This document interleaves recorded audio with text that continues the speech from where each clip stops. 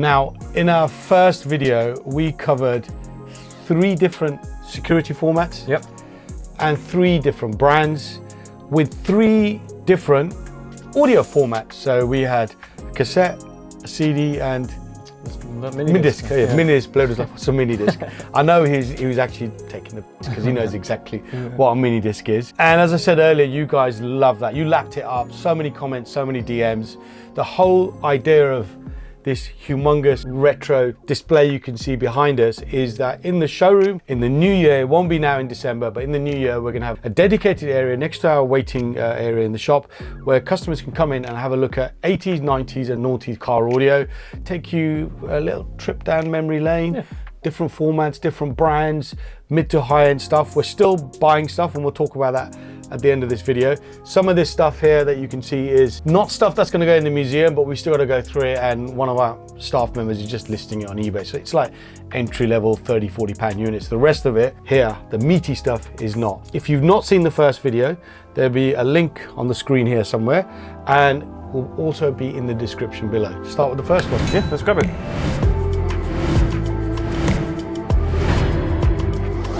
This is called the Sony Active Black. It's quite obvious why. Yeah, I wonder why. So when the unit is off, as you can see, it's off, it's not powered up. Yep. It's black. That was the security feature. There is no removable panel on this unit. It was a coded unit, so if you disconnected the power, you needed to have the Sony remote control and enter a 4-button configuration to get into the unit. Now, I have been told that there were about 14 different security codes. Only 14? Only 14. Now, I could be wrong, but I have been told by somebody. Right. So if you knew all 14 and you stole the unit, if you stole the unit, if somebody stole the unit, should I say, and the remote control, you could find the configuration and off you go. Yeah. So let's power it up. These are a bit more simple than the last ones we did. So we've put ISOs on all the looms, so it's easy to power up. So as you can see there, the first thing it's asking for is the code. I'm happy to reveal the code on this one. So you need to press 4 buttons. So from memory, this is off, source, ATT, open, close. There we go. So that is how the unit would power up, and it's just a nice sort of black panel with a really clear, bright screen. That's nice. I'm not sure if you could dim the screen on these. Maybe you can have a play with it later on and see if we can dim the screen. It's got a dimmer wire or anything like that. It's got a factory dimming cable, so I can give this power. Actually, I might be able to do it now quickly. Go on then. Give it a go. Dim? No. No. No? Alright. Dim? Oh yes, it has worked. So that's like an illumination dim. Yeah. If you turn the lights on, it will dim slightly. So it's obviously pre-wired in. All the other ones are on a separate wire. If we want it on dim. It was saying receiver, now it's saying e-receiver. Have you blown the display? What? No, he hasn't. I'm only joking. Why would you say that? Eject button, I think, is here. Yeah, there we go. And there are your controls. So you don't need to use the remote control, but it's just a convenient feature. In the 2000s, a lot of vehicles didn't have steering wheel control, volume up, down, track selection. But this particular unit, Sony, came out.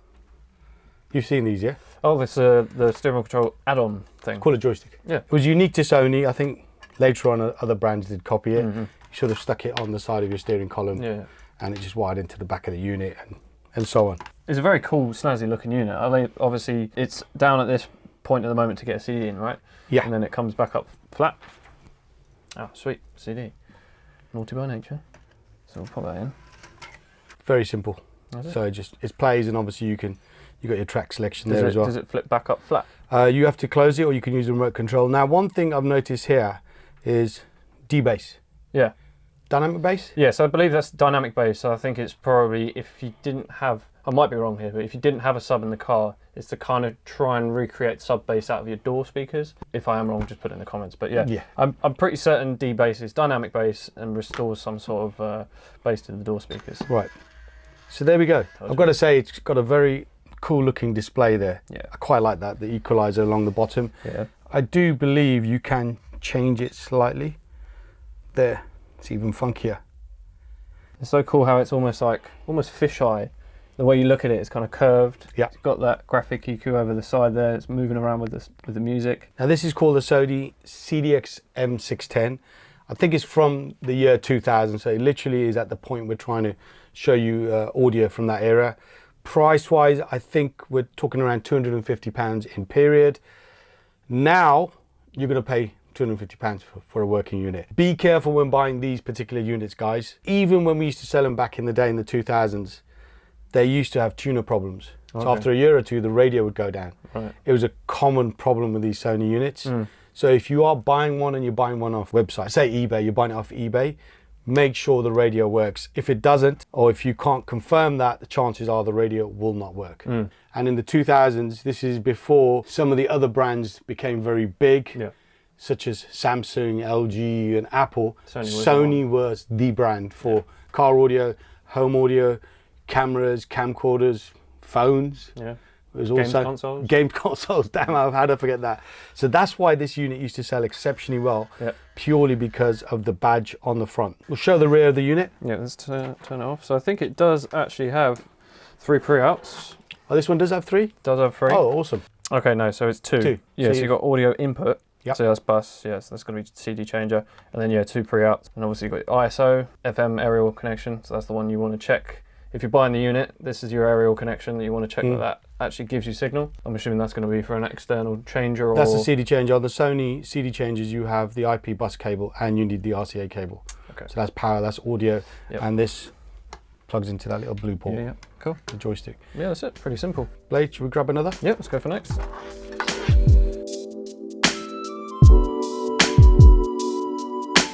Okay, so another Active Black unit. The JVC, but this wasn't called the Active Black. Right, so it's Active Black copy, maybe? It's called a Chameleon. Ah, all right. Makes sense, makes sense. Inventive names. Very sort of minimalistic looking, but I like the quirkiness of this one, and when you power it up, you will understand. And I'm sure you've seen these before. Some of you have probably seen these in period, but have forgotten what the JVC Chameleons did when you powered them up. So let's power it up. Go for it. This is how the unit would power up with no LEDs as well. So when it's off, it literally is a black fascia panel. And there we go. So as soon as it powers up, I just love the way this lower panel comes out. I mean, for 2000, that tech is pretty cool. And this is when a lot of the products were made. The specifications were from Japan, but the factories they sourced from around that area were quality factories. Products aren't really made in Japan anymore now. Very rarely. So yeah, I quite like the quirkiness of that unit. Now, in terms of a CD from memory, we pop a CD in. Well, the whole wow, that's cool. This is probably a little bit before your time, isn't it? In terms of coming into car audio and looking at car audio? Yeah, definitely not. I mean, I was at the very most 3-4 years old when this was a thing. So when did you really get into car audio? Well, 15, 16 or 17 or 20? More 17, 18, I would say. So you're talking 2015? Basically when I started driving. Yeah, these units would have been gone by 2015. Yeah, 100%. The display probably isn't as wild and crazy like the Sony, but still very good looking display. Yeah, a lot more understated. But the fact that you can have that flat screen display and the buttons all on at the same time rather than having to flip it and then flip back. Obviously, if you flick through the source, then you've got the AM, FM radio. So the model numbers would have been slightly different in the States and for Canada. And I know there's quite a few from USA and so on that are watching these particular episodes. But you know, in essence, the product is more or less the same, just the part code would have been slightly different. So yeah, you just flick through sources through there, then you've got your memories, so on. Volume up and down the side here. I'm assuming pressing select would probably do bass and treble. Yep, treble, fader, balance. And then BB is like a bass boost enhancement, I would have thought. Yeah, so I guess the same thing as D-bass. CD pops out there. That's so cool.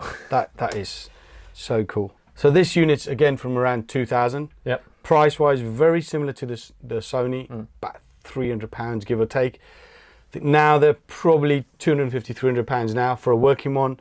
Again, the problem you'd have on this unit is this mechanism will fail over time. A lot of people haven't used them, so the first time they power them up, condensation, damp. Yep, damp. And I would assume as well, because obviously this is all just painted over an LED, they're probably majority of the time all worn down, right? Yeah, I would have thought so. Yeah. Powering this unit down, from memory, it has a nice little message for you. That's not the power button. I can disconnect the... No, I think could be here. Off, yeah. It says off there. Oh, there you go. See you. That's quite a common thing for JVC, of that kind of era, right? All of them. This is before JVC was part of Kenwood. Right. So they had their own direction, and it was, some people say it's a bit tacky. It's little quirky bits. Yeah. Features on the back. So it's pretty minimalistic again on the back. So I'll spin it around quickly. Again, ISOs, and that's about it. There's not much more. You've got your FM aerial input. This looks like a line output. That's a rear only output. It's a single RCA basically. CD changer input, and that is literally it. No input for steering wheel controls. There is a remote control for this now. Sure, it's hiding here somewhere. There it is. So that's through RF, right? Yeah, little remote control, which in most cases you probably would have lost it down the side of your seat. Yeah, that's tiny. Lovely little JVC unit. Let's move on to the next one.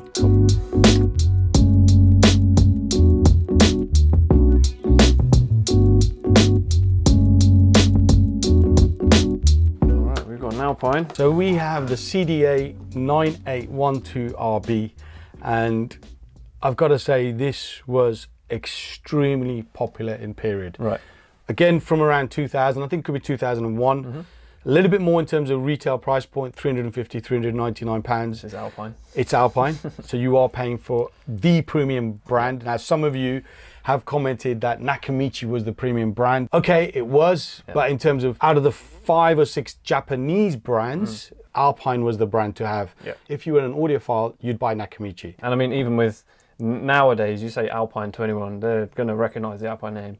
Not a lot of people will remember Nakamichi. So I think this is when Alpine moved away from that 6-button layout. So now you've just got the 4 buttons around the side of the volume control. Whereas if you look back at the older stuff, you've got the 6-button layout there. So by the time the late 90s came about, they were changing and moving towards a different look. But a lot of you will remember that 6-button Alpine look. Went like normal 6-button, and they crammed it up a little bit with these ones. And then changed it completely with the newer models. So let's power this one up. So this is the Alpine remote control from period. I think it could have been called a 4180 actually. Right. It's the same thing, just a newer version. So in terms of layout and display, I've got to say very clean. Now it doesn't have the blackout features, but I suppose you wouldn't expect Alpine to have that anyway. No, I mean, very rare. They like their kind of flashy buttons. They're not trying to be understated. They're trying to be big, flashy Alpine. And that's what you can see right there. Very, very bright. Before I get called out in the comments and somebody says, there was an Alpine blackout. Okay, there was. Let me show you that. Yes, guys, we know there was an Alpine blackout version, this particular one here, where you could, this is called the 7998R. I know you've been playing around with this. This was about £900. So it's a little bit newer than this by about 2 or 3 years. I think it's a 2003 model. Slightly bigger face, which electronically goes back into the unit. And you had a feature on this called blackout feature, where you can turn the display off. That would reduce any interference on the circuit board, copper chassis. You do not see that anymore. Copper's gone through the roof, so that's not happening. Don't call me out because we know about the Alpine blackout, but in real world, it was only a feature on one particular unit. So let's put this one back. We'll talk about this on a separate episode, and we'll talk about some of the issues that the 7998 does suffer from. So go on then, Blayde. All right, let's have a play. What are we working with? So obviously, nice volume knob there. You've got source and power adjustment on that side, and then that is how you take the face off, and then I'm assuming that is just your normal face, and then you've got, has this got a CD player? Oh no, this is a CD changer. This is a CD player. So it's going to be that one over that side. Nice. Very slick mechanism. Yeah, definitely. I think it's slicker than the JVC and the Sony. Don't forget the JVC and the Sony didn't have a security feature. You left the car stereo in the car. The Sony had the remote control. The JVC, there was no security feature. I guess the blackout face was the security feature, I guess. Well, thieves, I think, were fully aware of. So I quite like the sort of simpler display on this particular unit. One great feature I love on this Alpine is the tilt feature. So if you have glare in your vehicle, you got a 3-stage tilt. Yeah, nice. Which I think is absolutely amazing. Again, it's what you expect from Alpine. I don't know if you've noticed one thing on this particular unit. Has this got DAB? No, look at the power output. What does it say? What does it say? What does it say? 60 by 4? And it's Alpine. Wow. You're going to get 60 by 4. 100%. Okay, that's max power, but the RMS probably could be like 22, 25. Yeah, you're up near 30. Yeah. So yeah, you could use this as a good 4-channel car stereo to power 4 speakers and then just have a subwoofer amplifier for your bass. Wouldn't necessarily need to go for a big boy amplifier. That this will do majority of the speakers that you're going to put in the car. Now, there was actually the same unit, but a slightly different part code called the CDA-9812RR. Okay, the RB is blue. Yeah. The R was the red, and that had a black fascia. Right. So if you didn't want the sort of blingy silver chromy finish, you can go for the black fascia with the red illumination. I love this unit. I think in period this was probably our most popular top end stereo. Outsold the Kenwood, the JVC, the Sony, the Panasonics, the Iwers, the Clarions, outsold them all. This was actually an amazing unit. And even now, so in period, as I said earlier, this is about 350, 400 pounds. If you try and find one now in this condition, because that is so clean, I've got two here, and these are mullered, scratched, and so on. In this condition, you're going to pay 250, 300 pounds for it, maybe even more. And when did this unit come out? 2002, I think, 2003, somewhere around there. Yeah. So it's over 20 years old. To find one in this condition is very rare, and I've got the box for it as well. But yeah, if you want something which is a little bit scratched and mullered, you're probably going to pay 150 pounds for it. Let's have a look at the back of the unit. I need to take my CD out. Oh, nice one, Blayde. So, lots of lumage, big kind of billet heatsink here, which is quite nice to see. I suppose that sort of confirms that it's a 60 watt per channel unit. Definitely. And you've got a fan there as well to keep all cool. 2 pre-outs, and then another M-bus connection for your... Third pre-out. It's 3 pre-outs. Is that output? Yeah.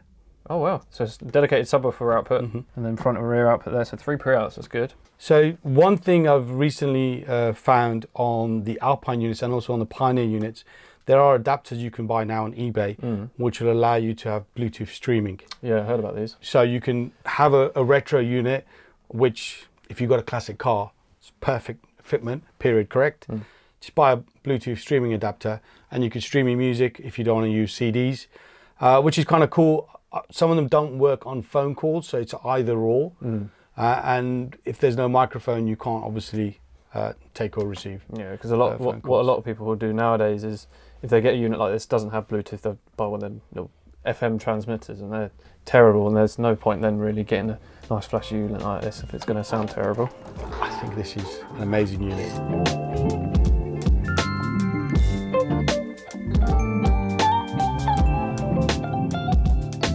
So we've not chosen a Kenwood stereo today, and there's a reason for that. We'll explain that towards the end of this particular episode. So another Pioneer with the OEL display.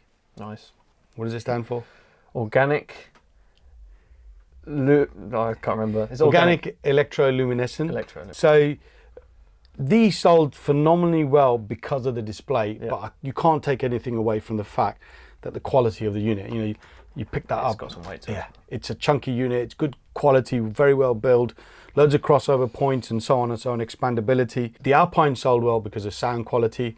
I think this sold well purely because of the looks. Shall we power this one up? Yep. Some of them came with this steering wheel remote control. So basically, you've got that. This strap is broken, but you strap that onto your steering wheel, and then you have the remote control which fits there. Clips on. And then you just control the basic functions of the stereo from this steering wheel control. This is very dim.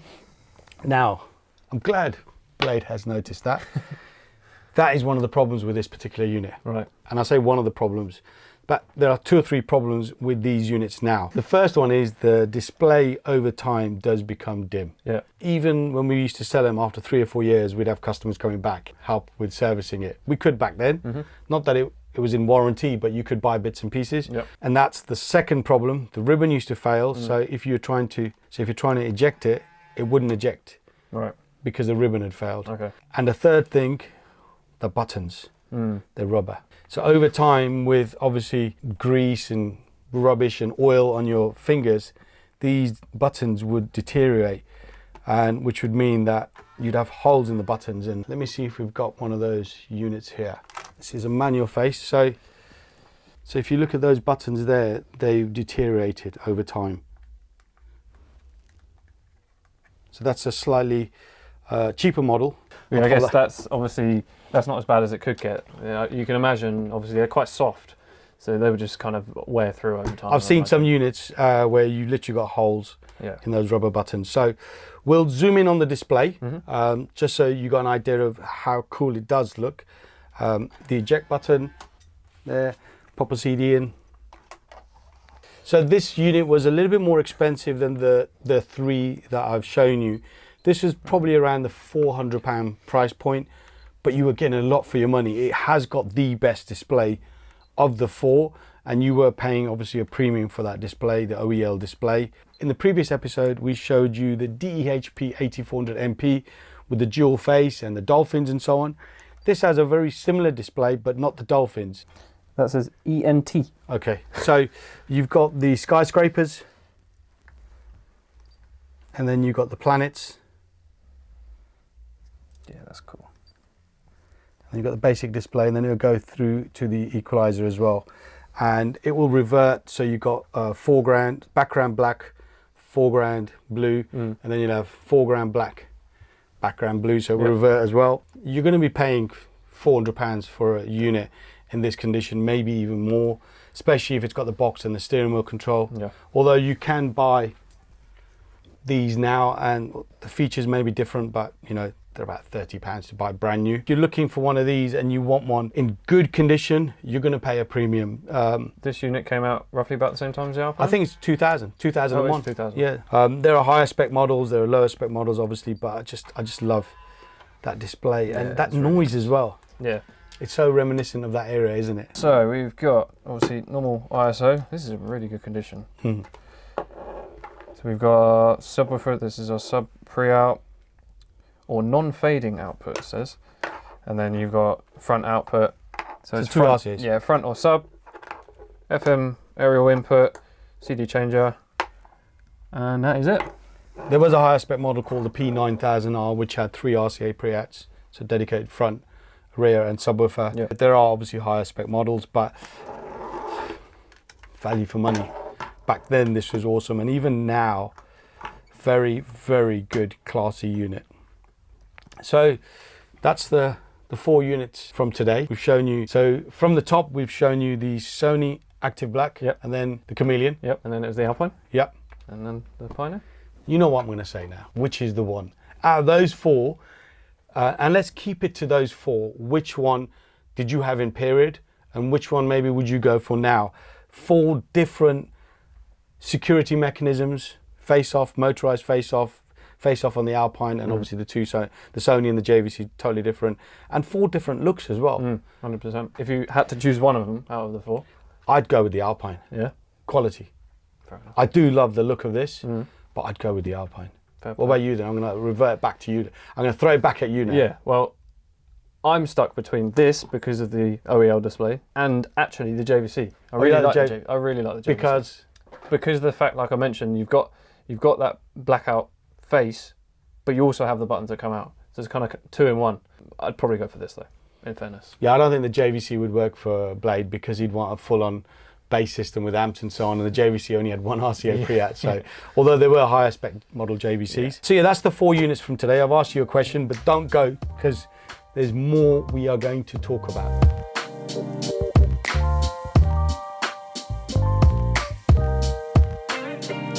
So the retro revival is really strong at the moment. Everyone's looking into this retro stuff, and it's not even car audio, it's across the board. It's everything. Yeah. I don't know why it's happened or where it's come from, but even if you look at trainers, Adidas trainers, Gazelles and all of this stuff, it's all back. So we've actually recently shot a photo shoot with some 90s era cars, some 90s era Alpine units, and going into a very, very popular magazine. Very popular and classy magazine, I've got to say. We're not allowed to reveal the name. So that video has already been shot, and I think at some point in December that video will come out when we've been given the nod. We're doing a lot of stuff behind the scenes with retro car audio because A, we love it, And we know you guys love the whole retro revival thing, and so do we.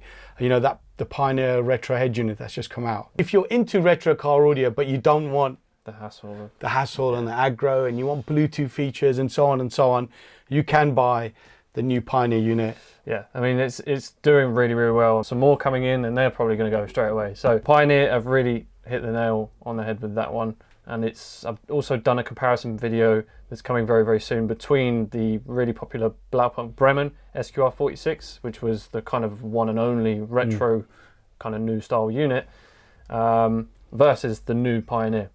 So it would be an interesting watch. So link for that, if it's already out, will be in the description. I mentioned earlier on that we didn't have a Kenwood unit in those 4, and the reason for that is one of the next videos we're going to shoot are 3 top-end Kenwood head units from 3 different decades, 80s, 90s and noughties, top-end stuff. We're going to compare how the technology has changed, because we're going to be starting with cassette, and how the features have changed and the specification has changed and the look and so on. We'll do a similar thing with Pioneer, and we'll do a similar thing with Alpine as well. We will revert back to that Alpine Phantom face. I think that unit needs a video on its own because it's so cool. Yeah. I know you've got a lot going on. It's a busy day. So I'll let you go. Sweet, thank you very much. But cheers, guys. Don't you go. So thanks, Blayde. Really helped me out there. It's good to get somebody who's a little bit younger, and you know, we're talking someone who's nearly half my age, to get his views and opinions on retro car audio, because obviously for me, my juices flow because I sold this stuff in period. And I've got a lot of great memories with these products that I used to sell on Tottenham Court Road. Behind me, if you did watch the first episode, some of the stuff behind me has changed because I've bought a few more units, such as the Pioneers, and I bought some more Alpines. And the reason why I don't want you guys to go is over this weekend, in fact tonight, I'm driving to Birmingham to pick up some retro car audio. I'm also picking some up on Sunday in a couple of days from another chap in Kent. I've purchased some stuff from Europe, including an amazing Alpine product, which should arrive with us in a couple of days, in time to finish this particular episode. So what I'm gonna do, I'm gonna open all those boxes in front of you. So don't go away, guys. In a matter of seconds, I'm gonna be wearing something different, and we're gonna start opening some cool, sexy retro car audio, and I'm going to show you what I've purchased. So as I mentioned to you earlier, I've been buying quite a lot of car audio behind the scenes, and this is a haul of some of the stuff I've grabbed in the last 7 to 10 days. And we have some really high-end products here. A selection of some of the Alpine bits I purchased recently, including a top-end CD tuner, which has got a copper chassis and also has that blackout feature that I mentioned earlier on. So that's another Alpine unit with a blackout feature. Some Pioneer units, pretty rare and pretty expensive, the DHP 945 and the 99. 3 top-end Kenwood units. Cassette deck, which is a face-off and a pull-out CD tuner and a CD tuner. This has got a lovely equalizer display. And talking about equalizers, guys, just check out this Alpine 3347 equalizer, which is very, very, very rare, with a single CD tuner, just to show you how the display works. There's a separate equalizer there. This Alpine alarm system, yes, Alpine did used to do alarms back in the day, but very few. I purchased from California recently when we went to SEMA. And I should have had sitting here an Alpine brand new old stock phone, which I just managed to purchase recently from Europe. Hasn't arrived, should have arrived by now. I've been following the tracking literally every day. So I'll show you the phone now on the screen so you can get an idea of what it looks like. And maybe in the next episode, we'll unbox that and show you that phone. So this just gives you an idea of what we're buying. We're still after a few more units. Top end, we've got a lot of sort of mid-end. Entry level is no good for us. We won't look cool in the museum. And on the screen now, there's a list of some of the units I'm after. If you've got any of those, just drop me a DM on Instagram at RajSanger911 or drop a comment below and one of us will reach out to you. So yeah, this is a long episode. Hopefully you're enjoying this type of format and content. Let us know what we should cover next. You know, I quite like the idea of showcasing 3 Kenwood head units from different decades, 80s, 90s and noughties, but let us know what we should do next. Make sure you smash the like button, make sure you're a subscriber, because there's a lot of this kind of content that you're gonna see over the next few weeks. Thanks for watching, and I will see you on the next one.